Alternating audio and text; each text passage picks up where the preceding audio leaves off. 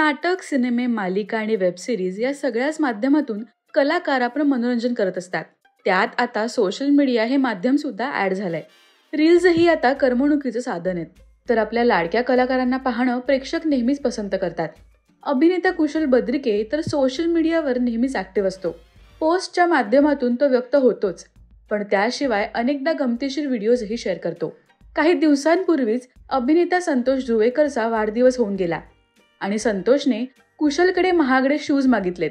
कुशल संतोषला shoes घ्यायला मॉलमध्ये तर घेऊन आलाय, पण पुढे काय गंमत घडली हे त्याने व्हिडिओमध्ये सांगितलंय. बर्थडेचं गिफ्ट पाहिजे म्हणून मला जबरदस्तीने विवियाना मॉलमध्ये घेऊन येणार हा माझा मित्र, आणि त्याला ज्या ब्रँडचे शूज हवेत तो ब्रँड विवियानामधनं वाइंड अप झालेला आहे. त्यामुळे आणि ते शूज तो गिफ्ट म्हणून घेणार होता, म्हणून जुने शूज घालून आला की हे टाकून देईन आणि नवीन घालून घरी जाईल.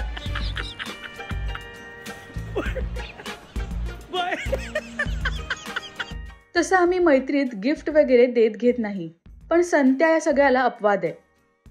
आता त्याला कोणत्या तरी एका ब्रँडचे शूज माझ्याकडून बर्थडे गिफ्ट म्हणून हवेच आहेत.